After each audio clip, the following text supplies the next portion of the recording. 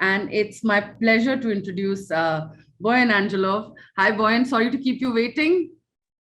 Hello, good morning. Good. Good Well, morning. it's a very early morning for you. I know you were telling us that you have to get up and have your coffee way too early today. Yes. I mean, you see the background, it's almost a real picture in Berlin, so it's that early. Well, I hope you managed to have that cup of coffee, Yes. though. All right, welcome.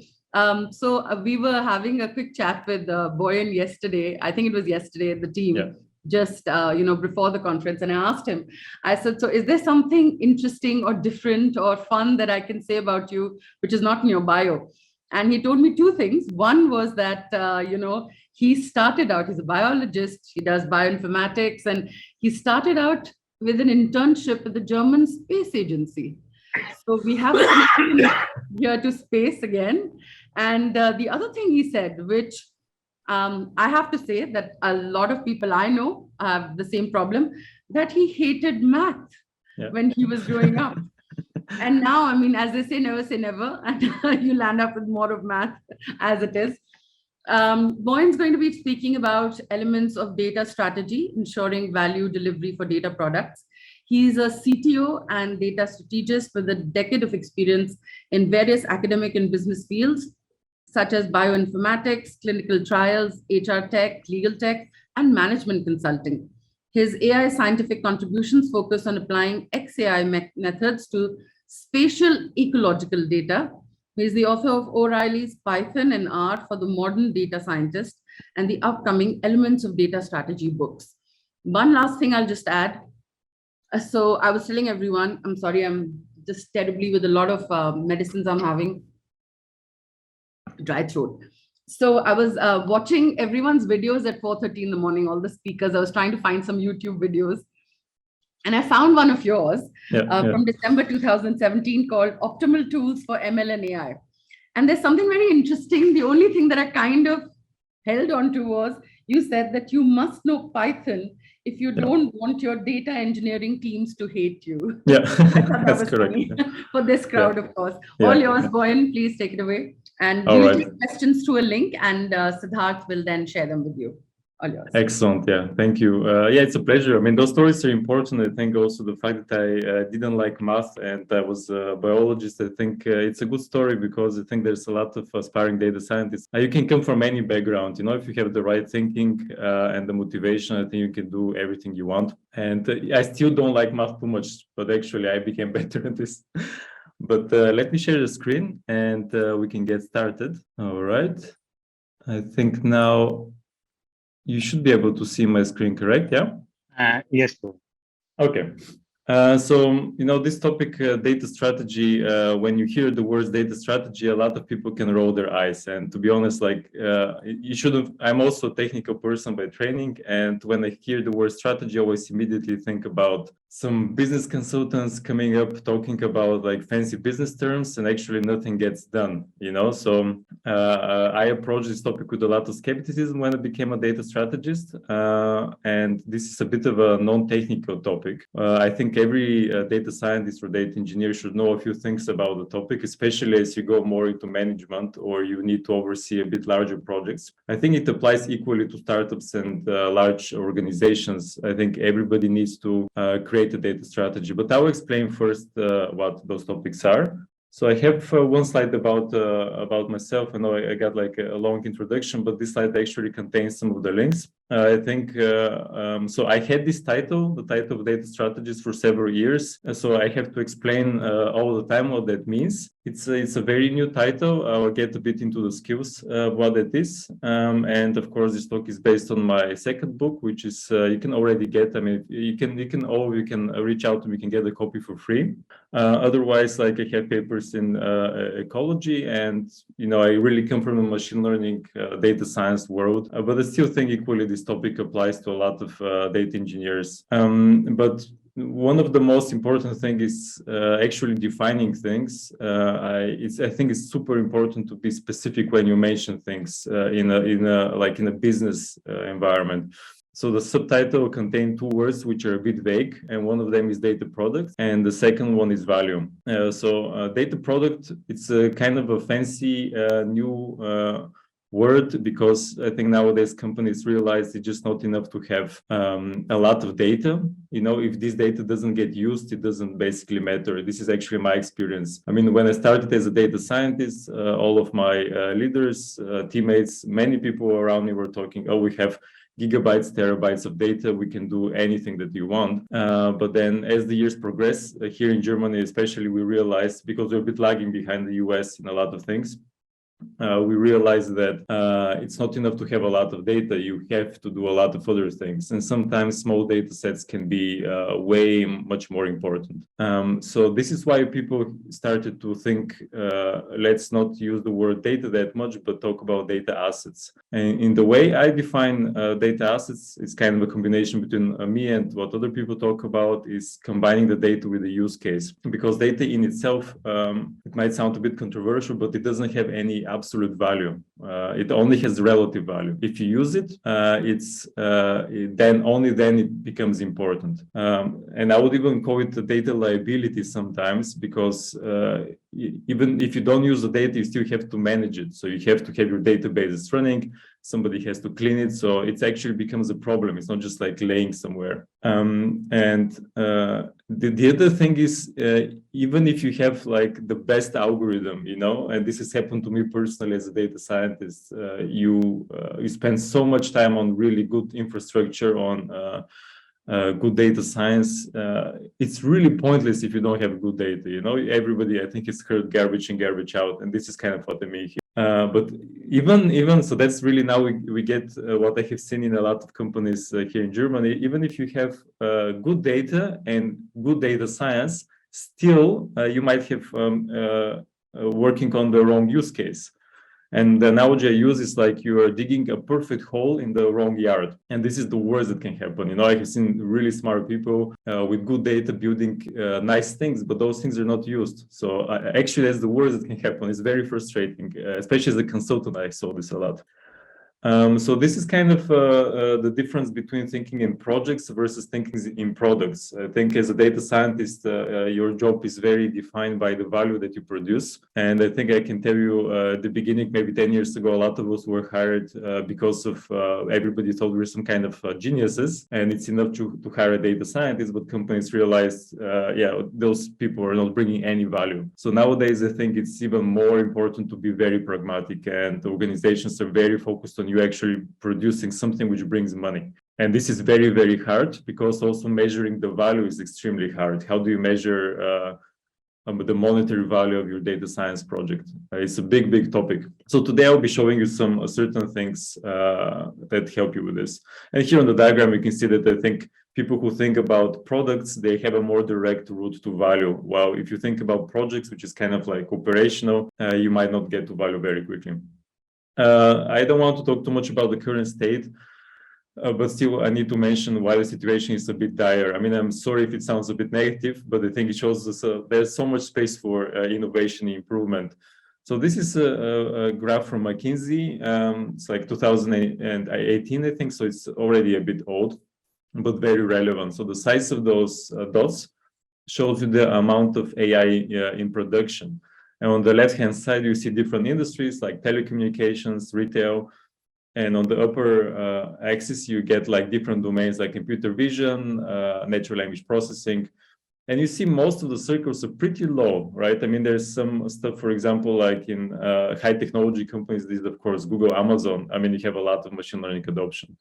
But you see in most of them, there's nothing happening. And this is a problem for all of us, because companies realize, I mean, data science is cool. All of us need automation. We look at Google, we look at Amazon, but why doesn't it work for us? I mean, we hired, let's say, a lot of data scientists, gave them a lot of money, but nothing happens after this. And nowadays, there's even skepticism, I would say, about data science. So this is a bit of a wake-up call that we really need to focus on value.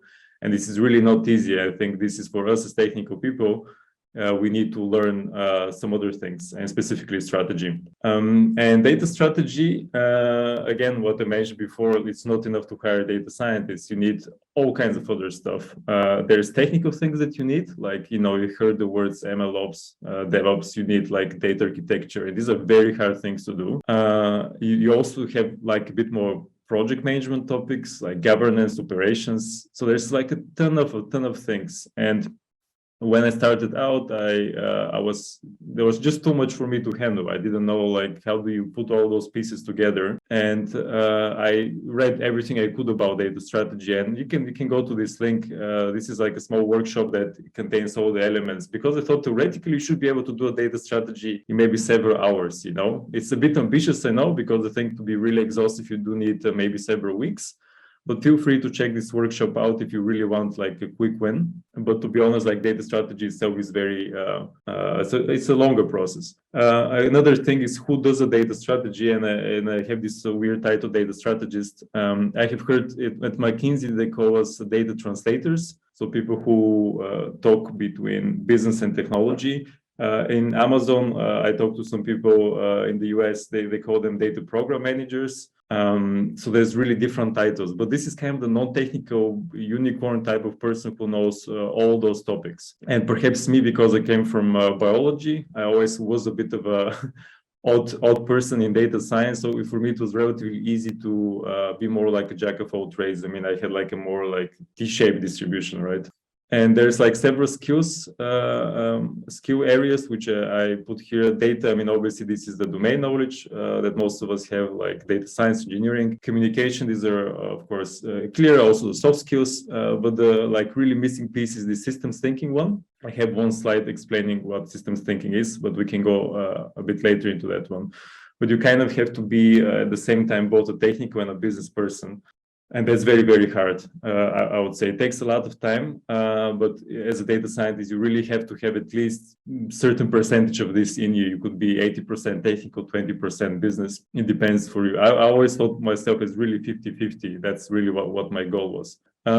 There's two diagrams I want to show you about the current situation. Is like the first one in data science projects, you have a ton of investment upfront, like sometimes millions of dollars for even just for several months. And this investment, of course, goes over time because you tend to give money at the beginning and then the budgets kind of start to dry out eventually. Well, the impact goes the other way. And this is a problem because at the beginning, people are so excited to invest into data science in a big company, they don't see anything happening. As time progresses, you know what happens. We data scientists and engineers are, preparing the data, thinking about use cases, but the business people don't see any results, and it takes a long time. It's kind of this exponential growth at the end, because once data science gets operational, then there's huge benefits, but it takes a while to see, and the investment dries up and the enthusiasm as well. So our job is to move the impact much faster,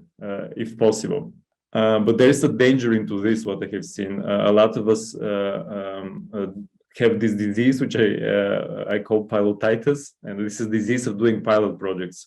Because pilot projects are super easy. Let's do a quick Jupyter notebook, create some machine learning model. It has nice plots, it predicts with 98% accuracy, and we present it to the business users. They love it. They say, wow, I mean, I didn't imagine we could do machine learning in 2 weeks. And that's the problem. It's very easy to do. It feels very fun and people love it. The problem is you need to put this in production, and there's a ton of other things around it that needs to happen. And what happens is you want to keep this momentum going, and people start to do just pilot projects one after the other one because it's how you impress the business owners. But they don't build on top of each other over time. So what we need to do actually is be more strategic about it. We need to put the pilot projects in such a way that they kind of follow up on each other and reuse the same architecture and resources. So this is a bit of a strategic shift.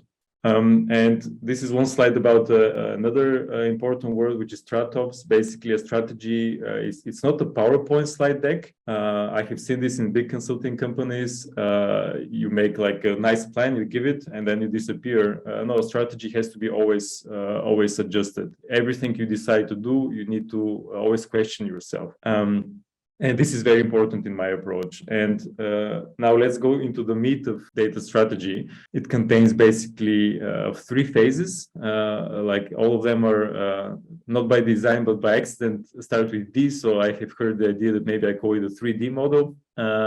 But these are basically due diligence, design, and delivery. And due diligence is the first phase where we want to see where we are. I mean, you can't make any decisions if you don't know where you are. After this, we go into design, where actually prepare the roadmap, we decide what to do and how to do it.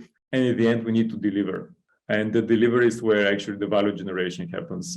All the arrows show the StratOps approach I just mentioned. So every time maybe you get to deliver, you're already delivering the data strategy, but then you realize, well, okay, maybe I need to double check the data quality. And then you have to go all the way back. This is the reality. And this is why I have showed it in this way. And in the first part, there's 3 things that you're doing. First, and this is the most important thing, is you have to see what the business strategy is. So what is your business trying to do? I mean, are you working for a large e-commerce store? Do they want to expand in another country, another region? Do they want to expand their marketing efforts? What numbers do they expect? Business strategy is a very mature field. They're like most, especially larger organizations, they have really good KPIs, good numbers. They really know mostly where the pain points are. Our job is to figure out how data strategy helps them to do this. So we have to translate their goals into data goals. After this, we need to conduct like a CSA, current state analysis, to see what exactly we have. This is data dictionaries, looking at the use cases that are currently in the company and stuff like this. And then in the end, we need to see where do we want to go with a gap analysis. In terms of due diligence, with the alignment of business strategy, you have to talk to the right people. I think the leadership team normally knows mostly what those goals are, but I tend to work on a department level because they really, they're not too high, not too low in the hierarchy, and with them you can really collaborate together. What comes out of this is also a maturity assessment. Basically, we can figure out where the company is. Is it our company more like following, or is it a leader in data? And there's a very good, very quantitative ways to do this. Reach out to me after this presentation. I can send you some Excel files which really show you how you can measure this. You need to look at the use cases, you need to look at your data, and then you also need to look at your architecture and technology, and in this order, because looking at what currently happens in the company, because any change in the use case is going to influence everything else. For example, if I give it in the book, if we have built an NLP-based project which is focused on text recognition, let's say spam detection, the architecture, working with text data, the languages, let's say we use Python in that case, we use a library like NLTK or Spacey, everything connects to the use case. And if for whatever reason somebody says, okay, let's look at computer vision type of a use case, everything would change. We need image data, and that takes much more storage space than text data. And then we need a special type of database for this, because for text data, we worked, let's say, with a NoSQL database, but for image, we need a data lake. It becomes a mess. And this is what they call an influence cascade. So really, you always have to think about the use case first and then the other things. And the gap analysis, what you do in the first phase is also, you talk to the business users, you try to see where do you want the company to go. You can't go to any company and say, we want to be the next Google, but you really have to have a target, which is measurable, because this is how your success is going to be judged. You know, did you get there or not? And measuring where you are. For example, you could say right now we have 80% of our data is organized. You could measure this theoretically, and then your goal in 3 months would be that 100% of the data is accounted for. Your data dictionary is 100% complete. So this is important to measure things. Now, for the interest of time, I know I'm jumping a lot. Feel free to ask me more questions after the talk, but there's a lot to data strategy. So now the real design happens because you already, let's say you figure out the data quality, you figure out what the business goals are, you know what the business wants to go. Now we actually want to create this document which says what do we want to do. And again, you start with the use cases. You need to, these are the specific projects that you want to do, products. And then you need to see what architecture technology supports it. You want to see what data governance, so who has access to what and when. And you want to see what people do you need, the operating model part. So those 3 are the most important elements of data strategy. And at the end, you need to put things on a roadmap. when you design use cases, you do three things. You do ideation workshops, like you basically talk about cool use cases. That's a very fun topic. All the business people love to do that. But then the technical people, us, we come and normally we're like a wet blanket. We are like very, we always constrain the things. The business users have these advanced use cases, but then we have to tell them how difficult it is to be done. And then finally, we need to prioritize what needs to happen. Again, those arrows means that there's a lot of adjustments. So you might get to the prioritization phase, and then you realize, yeah, this use case is not possible. So you need to go back to the first. Do workshops. There's a lot of, my favorite tool is Miro. I'm not paid to say this, but you can also check Miro and the Google Jamboard. There's like very good digital tools to do workshops. And there's a ton of workshop examples for free that you can check out in the Miroverse. My data strategy one is there, but there's a ton of workshopping, ideation, project management, anything digital. They have workshop templates there, and every workshop is kind of focused on gathering ideas, voting, clustering topics with sticky notes. I mean, you can do it also in a room. For example, here I show how you can prioritize use cases by their importance and complexity of development. But this is probably one of the most fun things. In terms of data architecture, like there's this data science pyramid of needs that you should check out. Any data science use case needs a lot of data architecture. As I mentioned, like you really need to have like stable data architecture to achieve anything meaningful. And it's such a complex and big topic that I think it's always good to break it down, like focus on different architectural layers. Like we always call them ingestion, storage, processing, and presentation.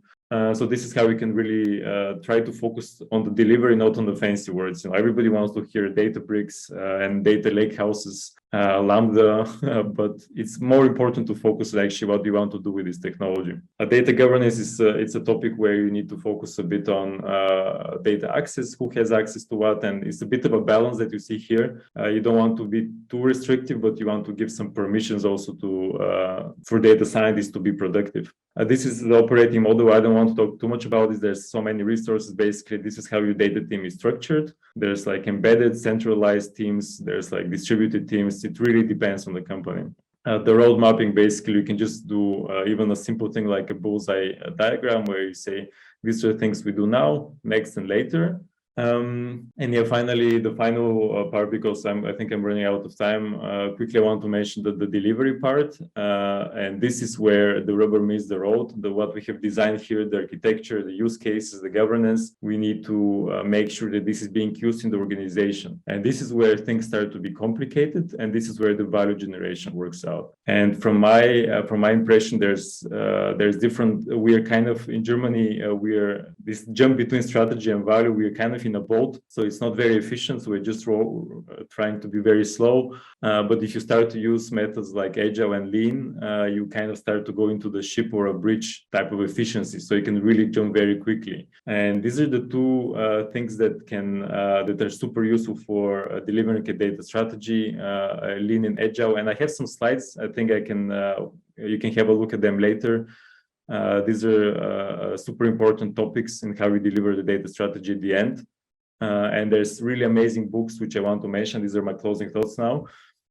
This one is, I think, it's just such a great book. I was really angry when I read it because I thought I wanted to write such a book.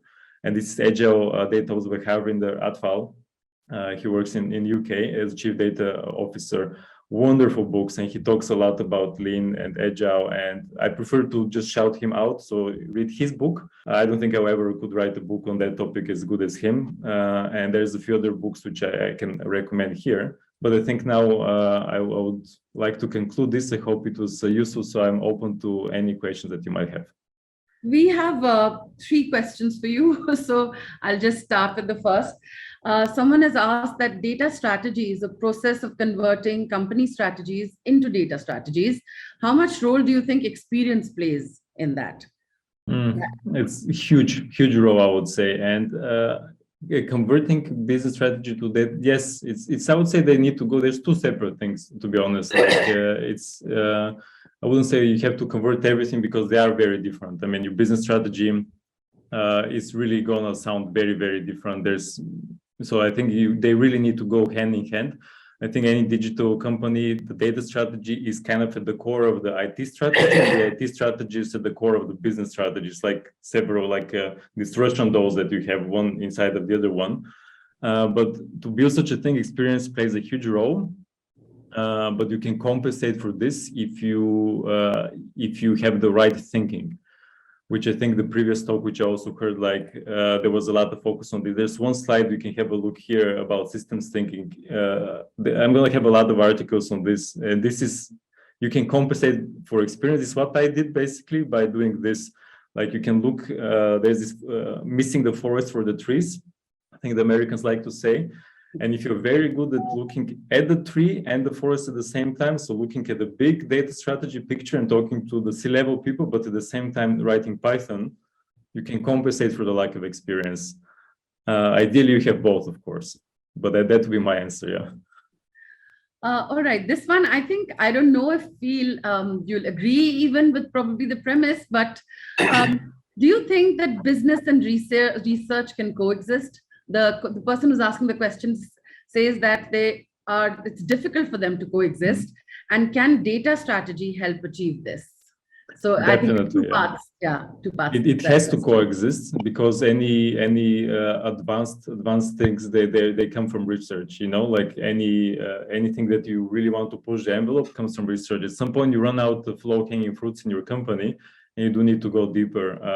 The problem there is a long-term investment, so you put a lot of money for very smart people, and nothing happens for some time. So data strategy will help, because while those smart people are doing research, they also can try at the same time to deliver some value with more basic things. So you kind of, data strategy creates this opportunity for the data teams to provide value and buy themselves times, you know, like fund themselves in a way. So I think this is essential, but I'm not saying it's easy. This is very hard for a company to have also research data team. Yeah, but data strategy helps. Yeah. Thank you. There was a question from Nipun, who had raised his hand. If you'd like to ask that question now. I also want to just say that very kindly, I think, Boyan, I should say this, that when we asked you whether you'd be happy to share the slides, and quite delightedly, I mean, we were so happy to hear that you are happy to share your slides, and that what the lovely thing was that you said that these things are meant to be shared. It's exactly, yeah. And for this audience, of course, I can send you free copies of my book. You know, please have a look. You know, I also like to get some feedback on this, because it's not finished yet. You know, so it's also a selfish reason, but I would love to share that as well. And always feel free to reach out to me. If you have any questions, any advice, you can connect with me on LinkedIn. I would love to talk to students, and it always gets me excited about the future of data science. I think all of you are a brilliant bunch, so I think it's always very recharging for me to see that. Yeah, that's very heartening to hear, because so many times, you know, sessions get left, and people are usually, you know, wanting to know more. That's lovely. If you could perhaps, Boyan, share your LinkedIn link here, and it would be, people could maybe directly connect with you. Pragya, you have a question? We'll just wrap up with Pragya's question and then go into the next session, please. Yeah, I can keep it brief. That would be great. Yeah, Pragya. All right, I think. Hey, hi, ma'am. No, I didn't have a question. I didn't raise. All right, your hand was raised. Yeah, sorry. I'm just Sorry about that. No I worries. just wanted to say that the session was really good. I mean, when he says that you can reach out, and as you just said, when a conference ends, is a conference. But when you take away something from it and get to interact with people, it's the best thing that could happen. So thank you for that. Great, thank you. Thank you so much, Boyan. This was something that I have to say that I am not a data scientist or a tech person, but I've been enjoying this session so much, all of it since the morning. Well, Nipun, you'll have to wait now, I think, because we're wrapping up the session and starting the next one with Jacob. So maybe if you'd like to ask the question at the end of Jacob's session, or send it directly to Boyan, that would be great.